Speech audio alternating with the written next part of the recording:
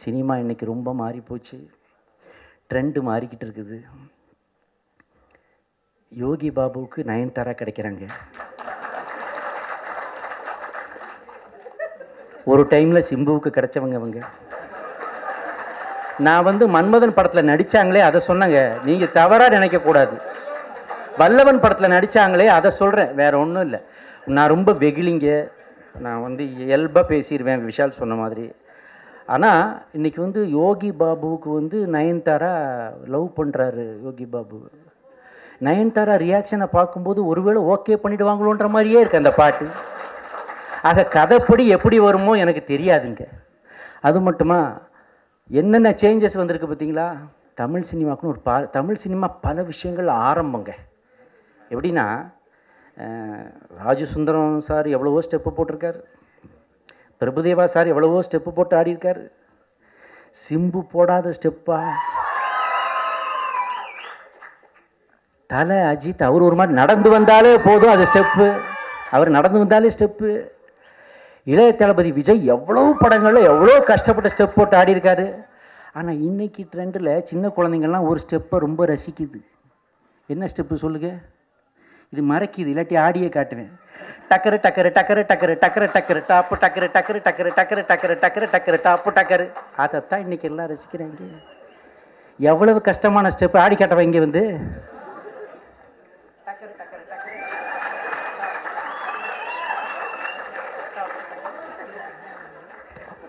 Trend.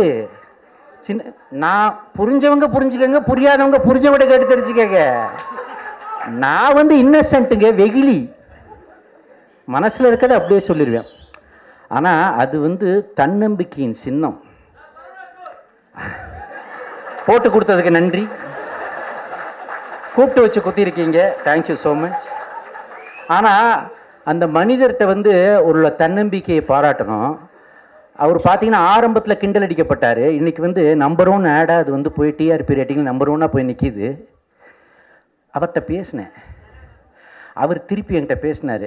அண்ணாச்சி என்ன அண்ணாச்சி, அது ஒரு மாதிரி ஜாலியாக இருக்கு அண்ணாச்சின்னு சொன்னேன். அப்போது ஒரு அட்வைஸ் ஒன்று சொன்னாருங்க. அதாவது உழைத்தவன் ஜெயித்தவனுடைய அட்வைஸை பாருங்கள், சிம்பிளான ஒரு அட்வைஸ்.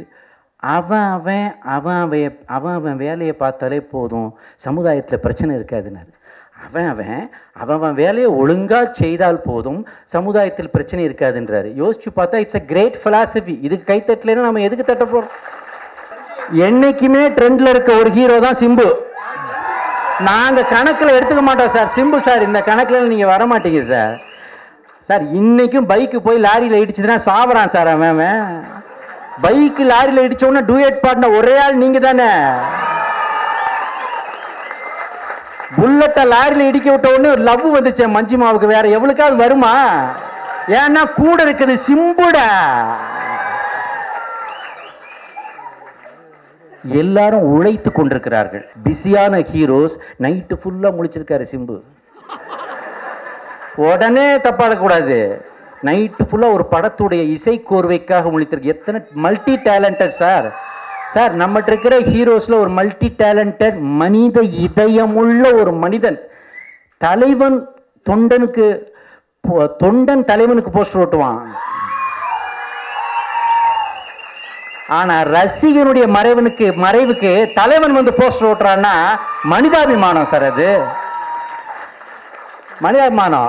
இதெல்லாம் யோசிச்சு செய்கிற காரியம் இல்லை, பிளான் பண்ணி ஸ்கீம் பண்ணி பண்ணுறவர் இல்லை சிம்பு. மனசில் என்ன படுதோ அதை சொல்கிறாரு. உடம்பு என்ன செய்யணும்னு சொல்லுதோ அதை செய்கிறாரு.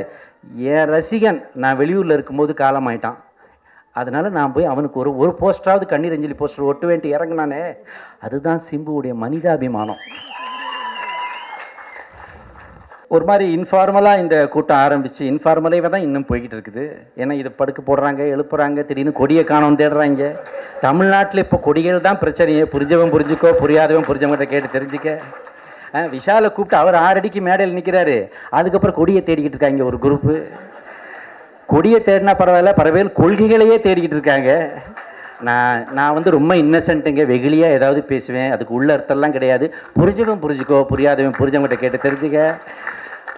சரி, எளிமின்னு டைட்டில், அரைஸ் எழுக அப்படின்ற டைட்டில் வச்சுட்டு கதையில் அதுவே வரலன்னா ஏன்னா நீங்கள்லாம் ப்ரெஸ்ஸு, நீங்கள் இரும்பு திரையும் பார்த்தீங்க, இருட்டு அறையையும் பார்த்தவங்க.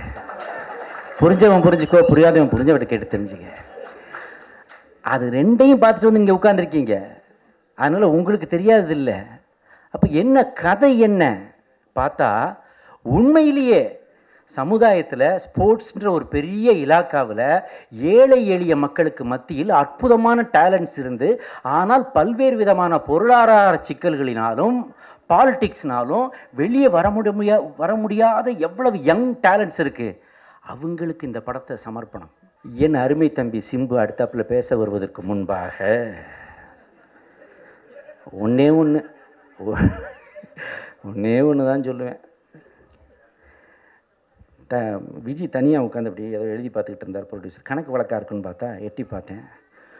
குப்பரை படத்தை குமுதா, அர்த்தராத்திரியில் அமுதான்னு 2 டைட்டில் வச்சுருந்தார். ஏன் சார் என்ன விஷயம்னு கேட்டேன். இல்லை சார், இது ஒரு உயர்ந்த நோக்கத்தோடு ஒரு சிறந்த படத்தை எடுக்கிறோம், இது எப்படி போகுமோ நமக்கு தெரியாது, எப்படினாலும் கேரண்டியாக சில படங்கள் இருட்டு அறை படங்கள் எடுத்தோம்னா, புரிஞ்சவங்க புரிஞ்சுக்கோங்க, புரியாதவங்க புரிஞ்சுக்கிட்டு தெரிஞ்சுக்கிட்டுங்க, இருட்டு அறை படங்களை எடுத்தோம்னா அதில் கண்டிப்பாக காசு வரும் போல் தெரியுது, அதனால் டைட்டில் மட்டும் யோசித்து பார்க்குறேன் சார். குப்பரை படத்தை குமுதா, அர்த்தராத்திரியில் அமுதான்னார். சார் அப்படி நினைக்காதீங்க சார், நல்ல டைட்டில், சிம்புவே நல்ல டைட்டிலுங்கிறார். நான் சொன்னேன், அப்படிலாம் அவசரப்படாதீங்க சார், நம்முடைய ஊடகங்களும் நம்முடைய தமிழ் சமுதாயமும் உயர்ந்தவற்றை உயர்த்தி பிடிக்க என்றுமே தவறியதில்லை. ஏதோ 1-2 நடுவில் இப்படி வந்துட்டு போகும், அதை பற்றிலாம் நம்ம யோசிக்க வேண்டாம். அது ஒரு சின்ன ஒரு டிஸ்ட்ராக்ஷன் மாதிரி ஒரு படம் வரும். அதுவே தான் தமிழ் சினிமா, அதுவே தான் தமிழ் மக்களின் ரசனை, அதுவே தான் ஊடகங்களின் ரசனைன்னு தயவுசெய்து நினைக்காதீங்க. நிச்சயமாக நல்ல தரமான படைப்புகள், ஒரு அருவி, ஒரு ஜோக்கரை எல்லாம் உயர்த்தி பிடிக்கவில்லையா, அது மாதிரி இதையும் நிச்சயமாக உயர்த்தி பிடிப்பார்கள் என்று கூறினேன். அதை இங்கே வந்திருக்கின்ற மீடியாக்கள் அனைவரும் புரிந்து கொண்டு உங்களுடைய வரவேற்பையும் உங்களுடைய ஆதரவையும் வழங்க வேண்டும் என்று கூறி விடைபெறுகிறேன். மீண்டும் எனக்காக வந்த விஷாலுக்காகவும் கார்த்திக்காகவும் என் அருமை தம்பி சிம்புவுக்காகவும் மீண்டும் ஒருமுறை என்னுடைய நன்றியை தெரிவித்துக் கொள்கிறேன்.